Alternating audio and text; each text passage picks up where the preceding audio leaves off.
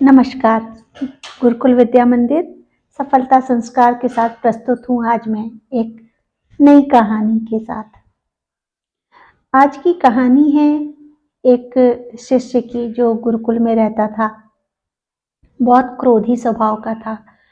आए दिन उसके किसी न किसी अपने सहपाठी से, गुरुकुल के साथियों से लड़ाई हो जाती थी, बहस हो जाती थी। बहुत गर्म मिजाज का वो शिष्य था। धीरे-धीरे उसके इस व्यवहार के कारण पूरे गुरुकुल में उसके संबंध खराब होते गए। किसी भी सहपाठी से उसका कोई भी संबंध अच्छा नहीं रहा, क्योंकि अपने क्रोधी स्वभाव के कारण वो हर किसी से झगड़ा कर लेता था। एक समय ऐसा आया कि गुरुकुल में उसके कोई भी दोस्त नहीं रह गया, कोई उससे बात नहीं करना चाहता था। यहाँ तक कि लोग उसको देखते ही रास्ता बदल लेते थे कि कहीं ये किसी बात पे फिर लड़ाई ना हो जाए या क्रोध ना करने लगे। इस कारण से एक दिन वो बहुत चिंतित भी हुआ और अपने गुरुजी के पास पहुंचा और बोला, गुरुजी, प्रणाम किया। बोला, गुरुजी, मेरे इस क्रोधी स्वभाव के कारण कोई भी मुझसे गुरुकुल में बात नहीं करता, कोई मुझे देखना तक पसंद नहीं करता। गुरुजी, कुछ उपाय बताइए। आप तो इतने निर्मल व्यवहार वाले हैं, इतने शांत स्वभाव के हैं, आखिर इसका क्या रहस्य है, क्या राज है? गुरुजी ने कहा कि मेरे व्यवहार का क्या राज है, क्या रहस्य है? मैं इतना निर्मल वाणी वाला क्यों हूँ? मैं इतना शांत स्वभाव का क्यों हूँ? ये तो मैं तुम्हें नहीं बता सकता, लेकिन हाँ, मैं ये जरूर बता सकता हूँ, तुम्हारा रहस्य क्या है?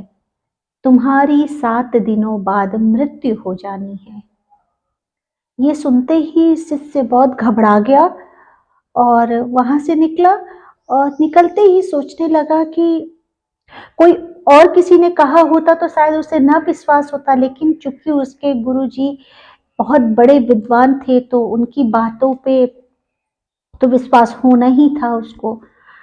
जैसे ही वो निकला उसने सोचा 7 दिन बाद तो मेरी मृत्यु हो जानी है, और इसी सोच में पड़े पड़े वो जो भी मिलता उससे वो माफी मांगता कि मेरी तुमसे वाद विवाद हो गया था, मुझे माफ कर दो। किसी से भी मिलता कि उस दिन मेरी तुमसे बहसा बहसी हो गई थी, लड़ाई हो गई थी, कृपया मुझे माफ करो। ऐसा करते वो याद करते करते कि किससे मेरी बहसा बहसी हुई थी या मैंने किसको क्रोध में आकर के कुछ अपशब्द बोल दिया, ये सोचता और उस इंसान से जाकर के माफी मांगता। और रोज दिन गिनता, आज एक दिन बीत गया, 2 दिन बीत गया। जो भी गुरुकुल के सारे सहपाठी थे और जो आचार्य लोग थे या जो भी थे, वो सब बड़े आश्चर्य में पड़ जाते कि क्या बात है, इतना क्रोधी स्वभाव का इंसान वो हमसे माफी मांग रहा है अपने व्यवहार के विपरीत जा करके। ऐसा करते करते 4 दिन निकला। उसको कभी कभी किसी बात पे क्रोध आ भी जाए तो वो अपने क्रोध को पी लेता था कि जाने दो, क्या क्रोध करना, अब तो कुछ दिन बाद मुझे मर ही जाना है, तो मैं क्यों भला क्रोध करूं, किसी का दिल दुखाऊं। ये सोच करके वो अपने क्रोध को पी जाए, बर्दाश्त करे, क्रोध को कंट्रोल करने की पूरी कोशिश करे और क्रोध ना करे, बल्कि उल्टा सबसे माफी मांगता फिरे। ऐसा करते करते 7 दिन बीत जाते हैं। 7वां दिन जब आता है, 6 दिन बीत जाते हैं, 7वां दिन जब आता है, वो अपने गुरुजी के पास जाता है और प्रणाम करता है, गुरुजी, मेरा आखिरी प्रणाम स्वीकार करें। गुरुजी बोलते हैं, आओ बैठो।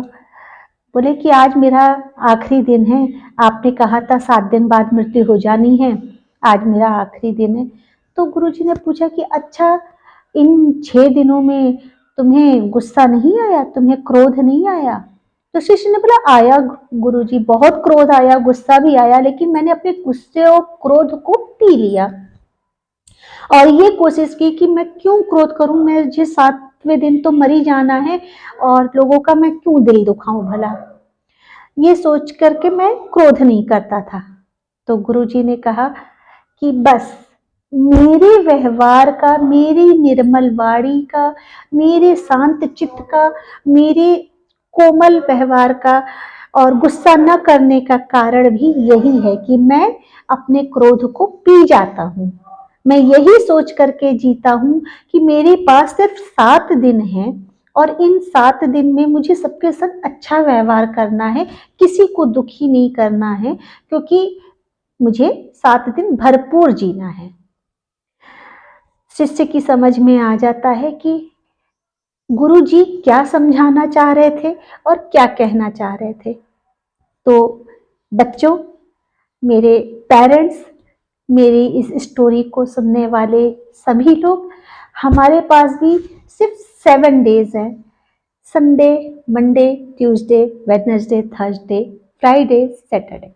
इन 7 ही दिन में हमें भी ऐसे ही जीना है कि सिर्फ हमारे पास 7 दिन है और हमें किसी के ऊपर भी क्रोध नहीं करना है और भरपूर जीना है।